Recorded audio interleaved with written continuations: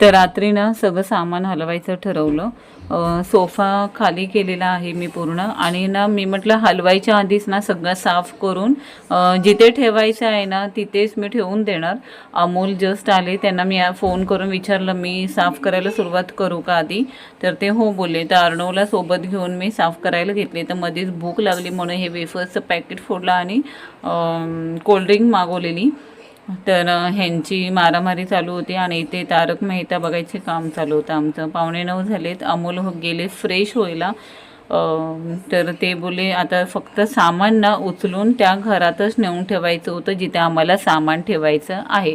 जास्त सामान नाही आहे, अगदी 4-5 बॅगा आहेत ना, त्याच बॅगा मी त्या रिकाम्या घरात ठेवून देणार. आणि हा जो बेड आहे ना तो पूजेच्या आदल्या दिवशी रात्री बाहेर ठेवून देणार आहे पॅक करून. तर नमस्कार मंडळी, कशा आहात सगळे? मजेत आहात ना? तर नवीन दिवसाची नवीन सुरुवात. रात्रीचा ब्लॉग तुम्ही आधी पाहिला. फ्रेश वगैरे झालो, जेवलो वगैरे आणि आराम केला. सकाळी उठून ॲज युज्युअल जे काम आहे, उद्या पूजा आहे तर आज बरीचशी कामं झालेली होती.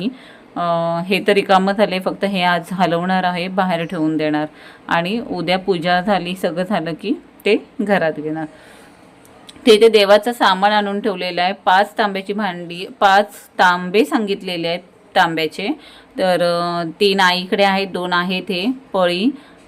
ताम्हण 2 सांगितले, समया 2 सांगितलेत, निरांजन सांगितलेलं आहे, घंटा सांगितलेले आहे, छोटी गणपतीची मूर्ती सांगितलेली आहे. असं बऱ्याच वस्तू सांगितलेल्या आहेत ज्या मी आता काढून ठेवलेल्या आहेत. पण पूजेच्या सकाळीच पहाटे लवकर उठून ते मी साफ करून घेणार आहे. वाजले आहेत सकाळचे 9 आणि आज जायचं आहे ठाण्याला. आज जेवढं होईल ना तेवढं मी फायनल काम करून घेणार आहे. म्हणजे अगदी वेफर्सपासून लाडूपासून जेवढं आणायचं आहे ना तेवढं सगळं.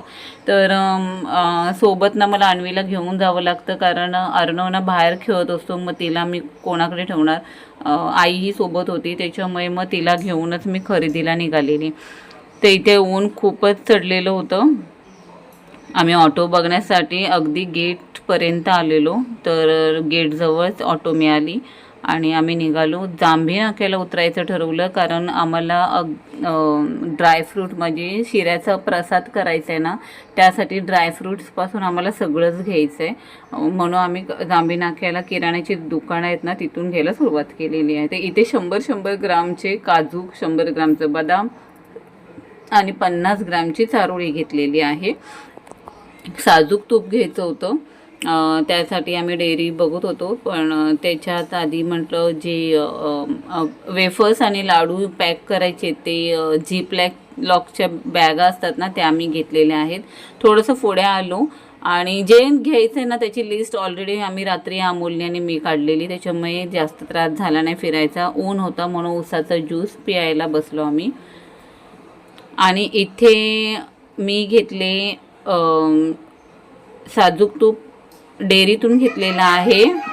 1 किलो घेतलं आहे प्रसादीसाठी आणि पाव घेतलेला आहे फक्त ब्राह्मणाला लागेल ना त्यासाठी. तर ऑलमोस्ट सगळी तयारी आता माझी झालेली आहे आणि प्रसाद यावेळेस बनवणार आहे शुभ्रा.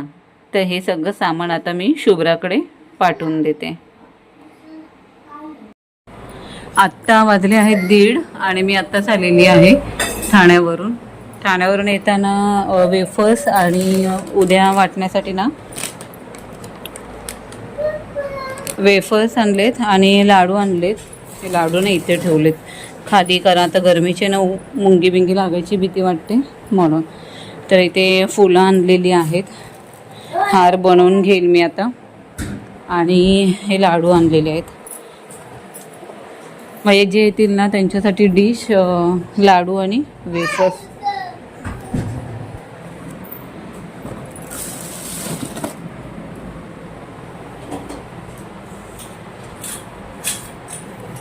इथे ब्राह्मण जे आहेत ना त्यांना पोशाख सांगितले, ते पोशाख आणलेला आहे.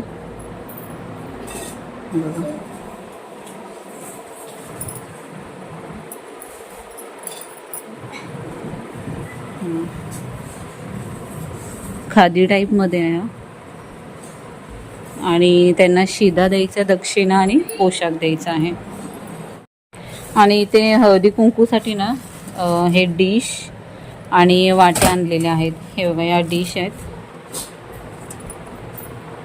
आणि वाट्या. हे बघा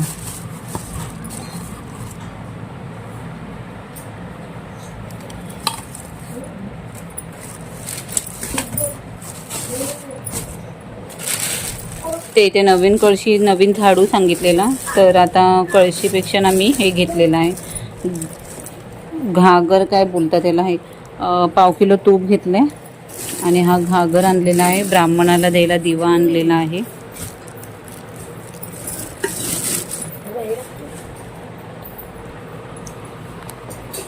तर असं आम्ही सामान आता आणलेलं आहे, बऱ्यापैकी अजून आहे. आणि आता ना हार बनवायचा आहे, ते रात्रीच बनव, ताई वगैरे आले ना की आम्हाला हे वेफर्स वगैरे पॅक करून ठेवायचे आणि हार बनवायचे देवाला.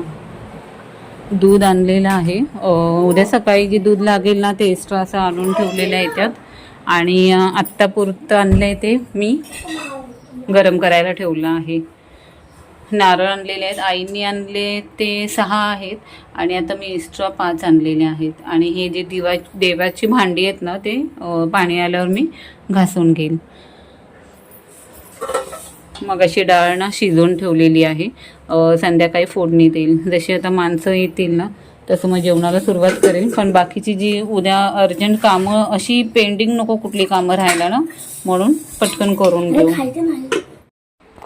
तर इथे खिचडी भात बनवला आणि दुपारच्या जेवणाला सुरुवात केलेली आहे. तर चला पुढचा व्लॉग नेक्स्ट व्हिडिओमध्ये दाखवेल. तर ही व्हिडिओ इथेच थांबवते. व्हिडिओ आवडली असेल तर व्हिडिओला लाईक करा, शेअर करा आणि सबस्क्राईब करा आणि बेल आयकॉनवर क्लिक करा, जेणेकरून येणारे व्हिडिओजचे अपडेट सगळ्यात आधी तुम्हाला येतील. बाय, टेक केअर, काळजी घ्या सगळ्यांनी.